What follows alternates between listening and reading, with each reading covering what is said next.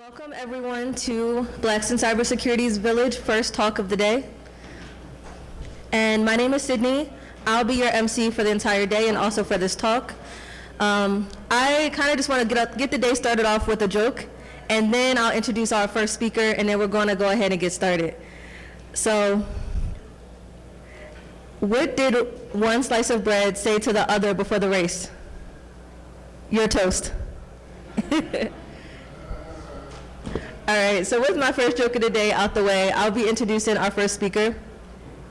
It is my pleasure to introduce Levone Campbell, a recognized cybersecurity expert specializing in the intersection of artificial intelligence and social engineering attacks. With over 18 years of experience in threat intelligence and defensive strategy, Levone has advised Fortune 500 companies and government agencies on how to stay ahead of evolving threats.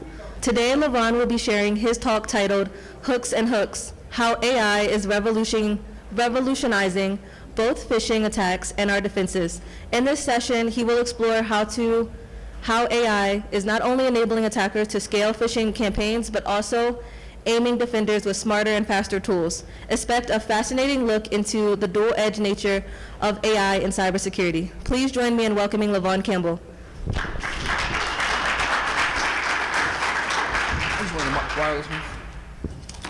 This talk will piggyback on the one I did last year, which was titled, Will AI Take My Job? So, you'll see in this one. All right, let's go ahead and get started. She gave a lovely introduction about myself. Like she said, I have over 20 years experience in this particular industry. I've spoken all over the world. I've been a featured speaker for a lot of conferences. All of that, I'm a dad, I'm a husband. I'm a proud alumnus of North Carolina A&T State University. So all my HBCU attendees, let me know if you're here. This actually is very important to me too. This is our 5-year anniversary of BiC in the Village. 5. So we're celebrating. That's why you see all the university decor in our village. But because this is important, because I was the first speaker for BiC. I walked through the door, I met Michaela. One of the guys kind of skipped out on her, so I wrote a talk in 15 minutes, and that was my talk. So to me, it feels good to be the first speaker for today. Starting out. Thank you. I'm also proud to announce that I am part of the BiC family now. They have recruited me to come in, and you see my wonderful title, but I'm now just a coordinator for HBCUs, hopefully trying to establish BiC chapters at HBCUs, and then we'll move on from there.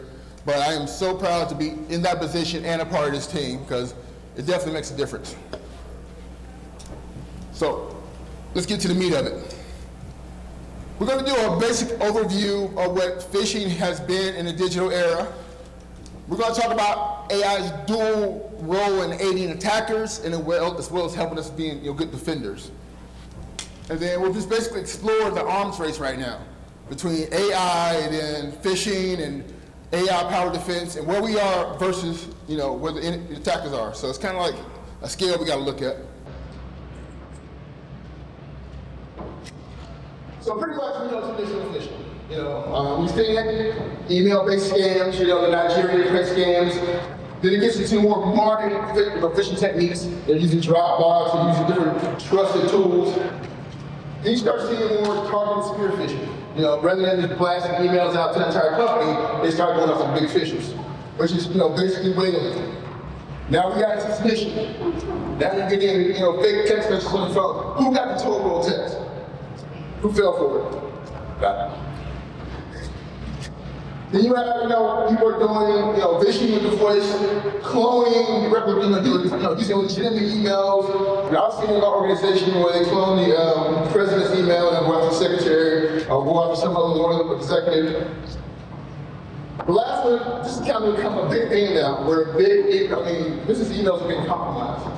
So if you're like a SaaS provider, or you offer a service for a company, you have customers, and that customer is compromised, now you're supposed to trust those emails coming to your environment.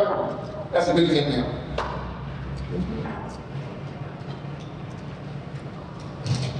So, let's talk about the AI advantage for attackers.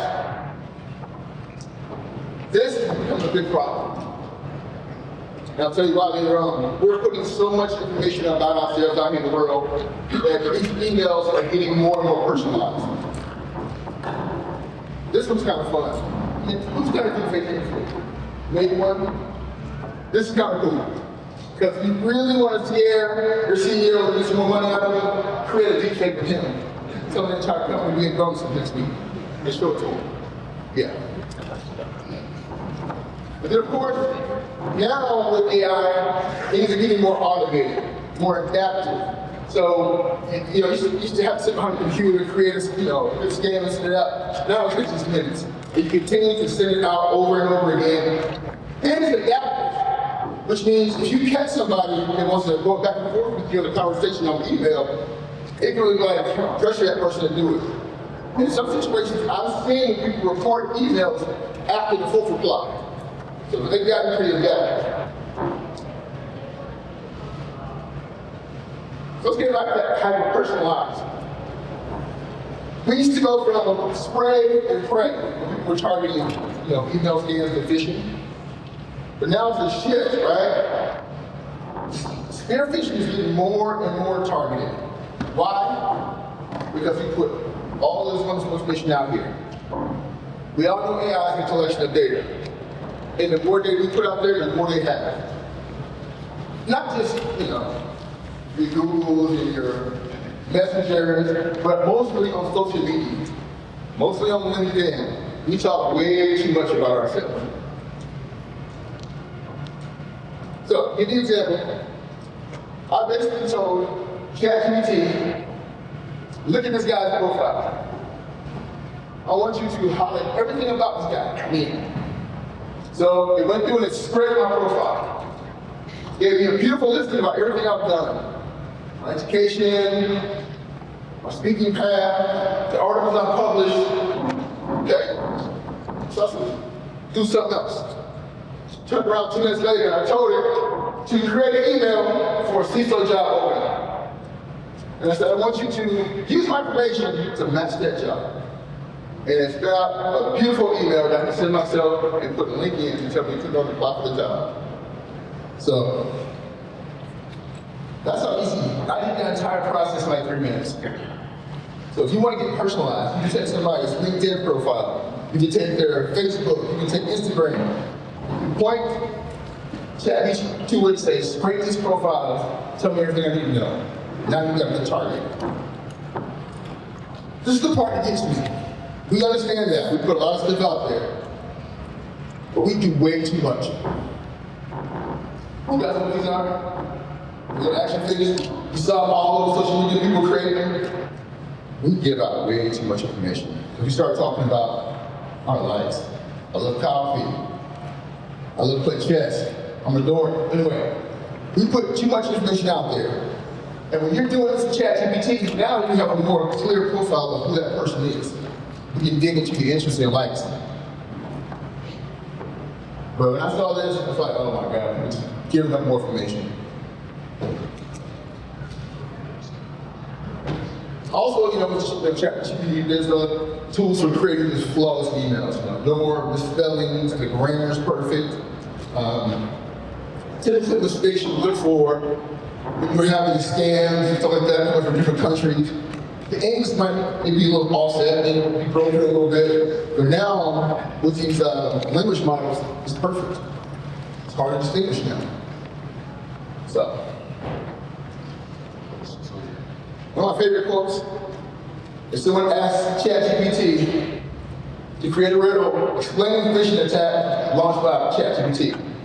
And it put out this, it says, I am a weapon of the mind, used to manipulate and deceive. I can make people believe in anything, no matter how hard they try to see what I am. That's the answer he gave.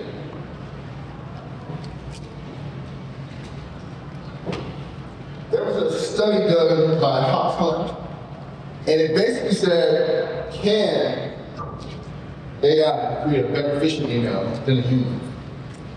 So they pretty much created one themselves, and then they asked AI to do the same thing. Human versus AI. As part of that study, they found that The failure rate for humans creating scam emails was higher. They said AI was at 2.9, so it's there, but it's, still better than human. You know what that's, it's still developing time. I guess the question was asked, is going to take our time, take our jobs. AI is developing. We're coming a year later from my last talk, and I'm seeing now, based on these adaptive models, it's so easy to create an email, shoot it to the user, and now have to sit in front of the screen and go back and forth and get information now. Now, the bot does it for you. As far as the prompts, they made so many prompts and posted out there for you. So if you want to fish, you can go ahead and Google AI fishing prompts. It's that easy. So we talk about continuous adaptation.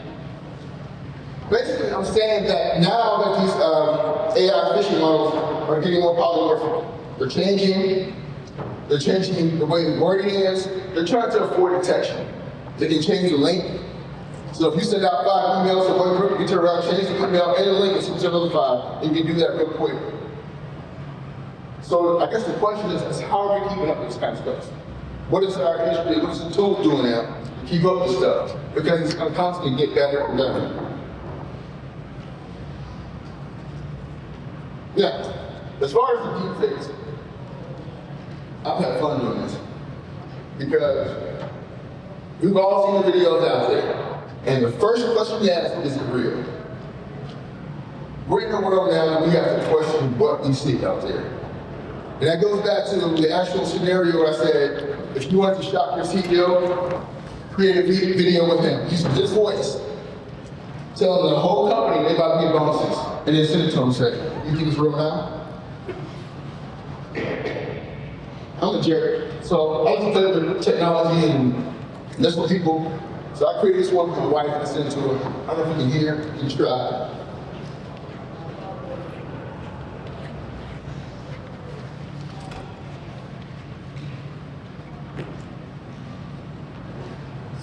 Not making any audio. But I pretty much went to her to go to the store, get all the stuff that I needed. So some pork rinds, some shrimp. She called me like, idiot, I know you're eating pork and I know you're allergic to shrimp. She's like, what caused you to do this? And I was like, I just wanted to show you how easy it was. So, I mean, it's crazy. You have to do all kinds of things. You can change the language. You have to speak in different tones. So imagine this stuff is out there. If you go back to the thing, we've seen the scams where they reach out to the secretary, pretend to be the boss, and say, hey, I need you to buy me some gift cards now. Imagine now she got a voicemail with the boss's real voice in it. Imagine he sent an email to some of his underlings to say, I need you guys to have a meeting downtown. It's a completely fake meeting. So there's a lot going on with this deepfake stuff. Hello, honey. Can you please stop the store and get me some pork skins and a pound of shrimp for dinner tonight?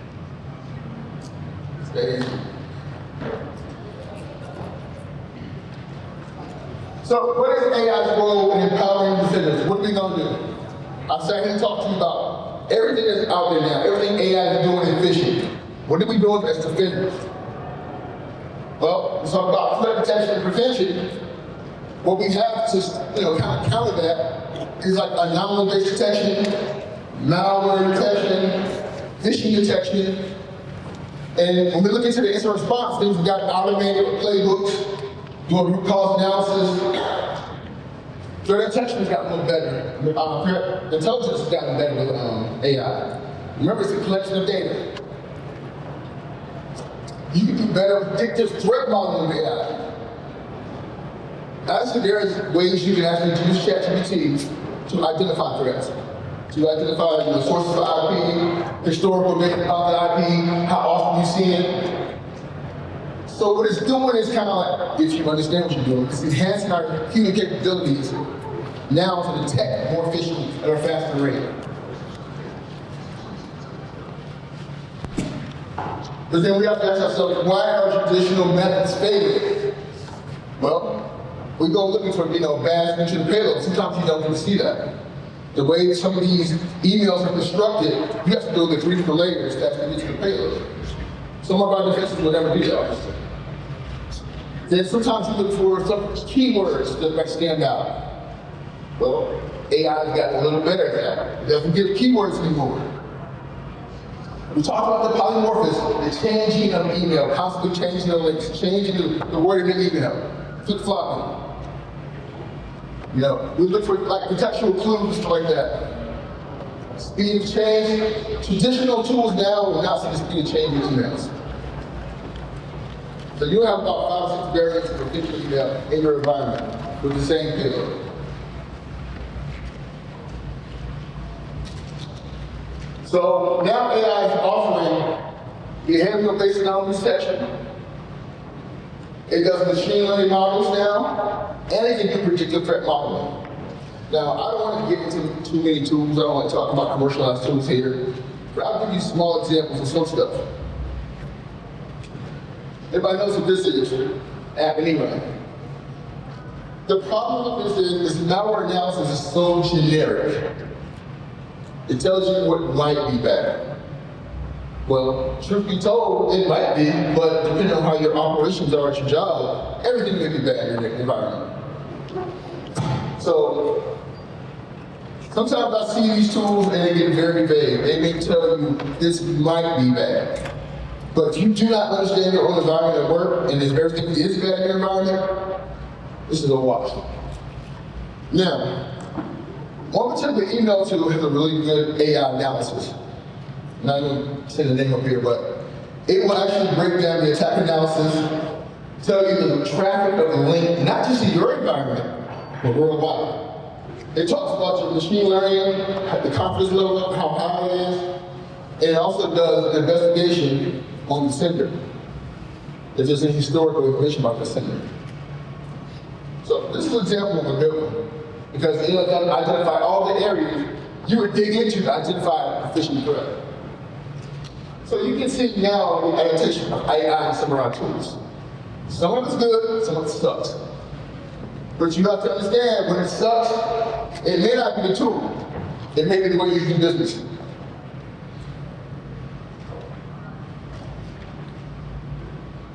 So we'll get to the arms race. Where are we right now? We understand that attackers do evolve.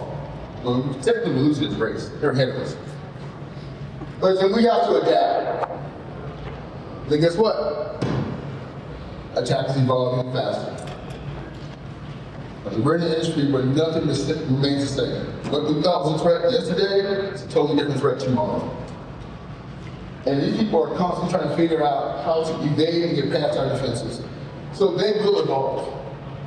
The question is, if we're still arguing about whether or not to allow AI into our environment, we lost this race. There is a growing complexity to speed and automation. We are not at the point where we will let things automate in our environment. Because, especially when you're dealing with email, if you are automatically quarantining, blocking, dropping, based on analytical things that AI might tell you, you better shut your email system down. But there is a growing cost. One for the tools and one for training our people. That cost is going to continue to grow. I don't foresee your budgets going down in the future. That's kind of where we are right now. We're still running behind AI. But luckily, some of the tools that we have incorporated AI in our protections. But it comes down to now educating the workforce and getting them up to speed. So here's my practical defense strategies. We combine AI tools with our human training. So not only do we know our tools, we know the involvement of AI in our tools, how to utilize that information to where it's going to be beneficial to us. Please invest in behavioral analytics. It's data, it's telling you patterns that you can see in your environment. Foster a security-first culture. Dear God, please. A lot of companies do not have this mindset. If you do not have a security-first culture, then users will screw you over every single time. Train your people, train your people. Also have regular phishing simulations and awareness campaigns. Do not have an awareness campaign if they flog and send them some generic video. Do not do that. If you are doing that, please stop. You're not helping people. And if you do have an awareness campaign, do something related to your business. Do something related to your users going to know, maybe I should ask questions about. Use internal type emails, something that they you might click on. Don't just do generic stuff because you're not helping the users.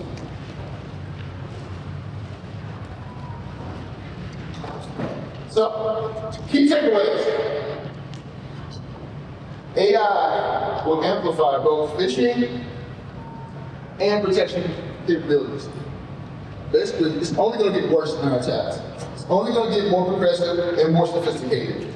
The question is, can we do better in our protection capabilities? Can we use the analytics? Can we use the AI to advance what we're doing in our environments? Can we? We have to be proactive and use multi-level layers of defense. I said, I believe in multi-layer defense because if you put your trust in one tool, you're going to pretty much put yourself on a timeline to get blown up. We use variation of tools, every environment I've been in. We stack tools because the more sophisticated they do on their phishing campaigns and their techniques, the more and more they're going to get around what we have in our environment. Humans still play a critical role alongside machines. We not only have to train our people to be more efficient using AI and detecting phishing, but we also have to train our users on the other end. Don't dump source code into ChatGPT. We really have to focus on the human element because the speed out of control, if we leave somebody behind, that's going to be the one that gets in trouble. But here I'm going to open up for questions, but I have a question though. What role do you see AI playing in organizations to cyber strategy for you? Floor is open.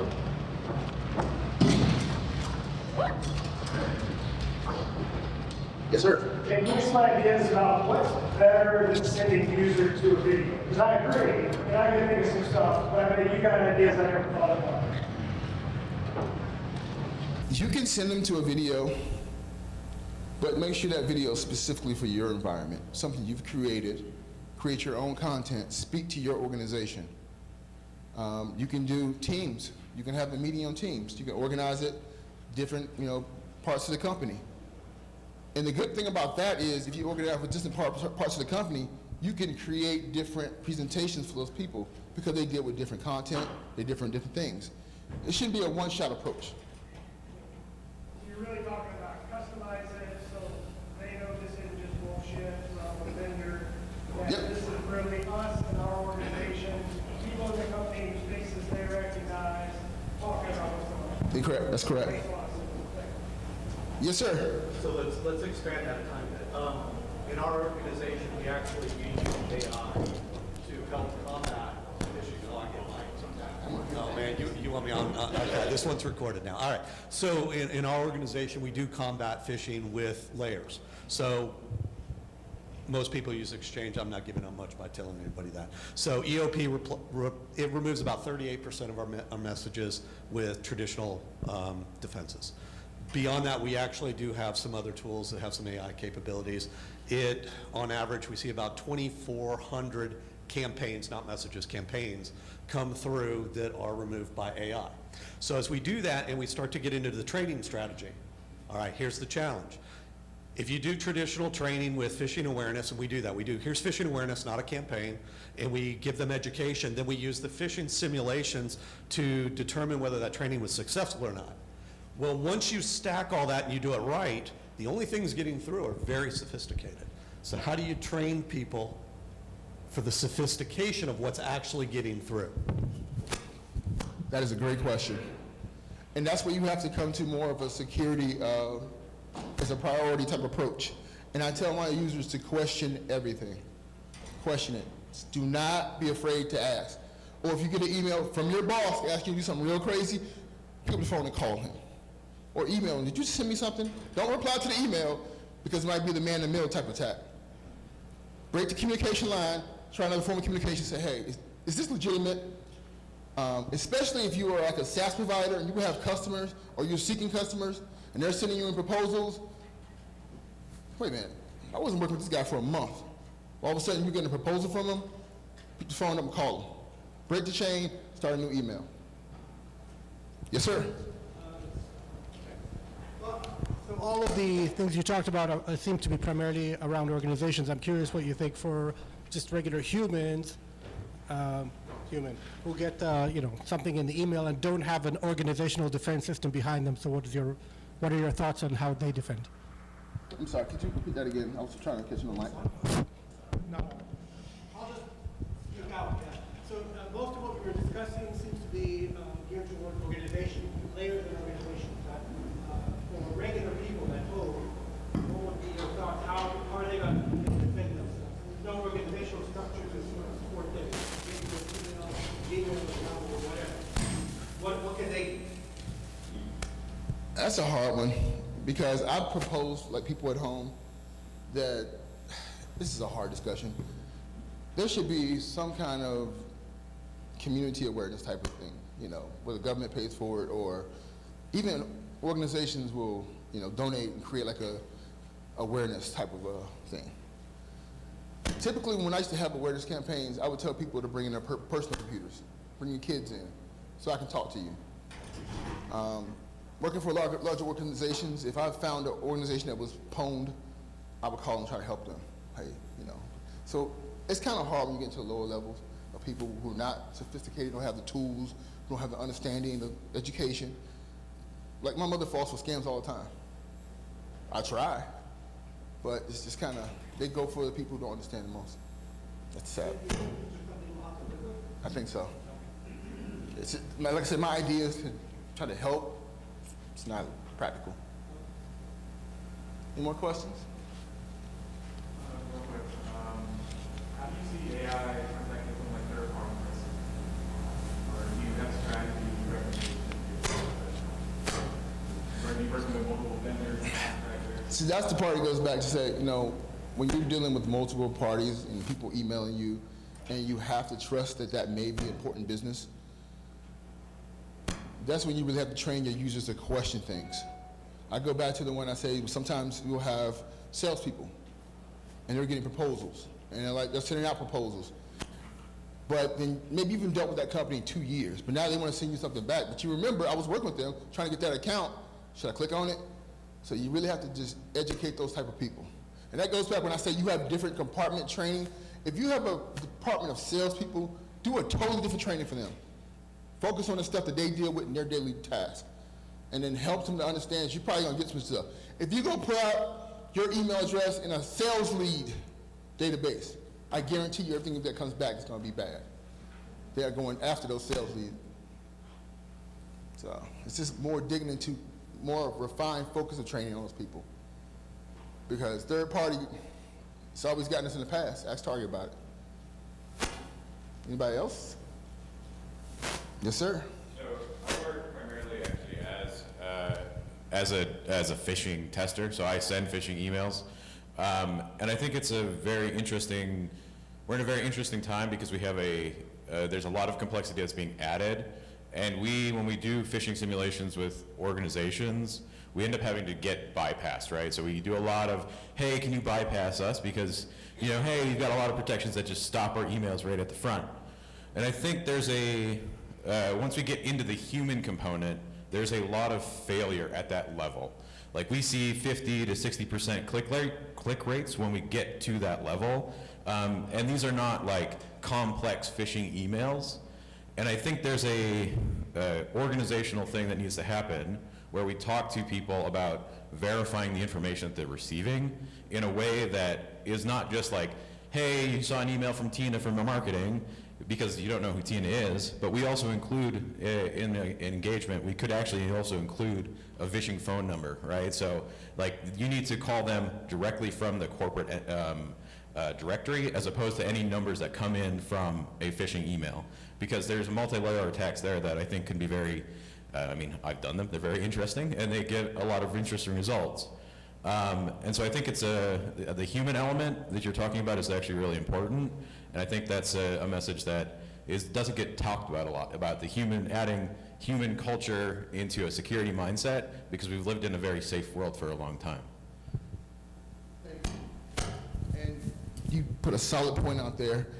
With the advancement of AI now, you're seeing a multitude of stacked attacks.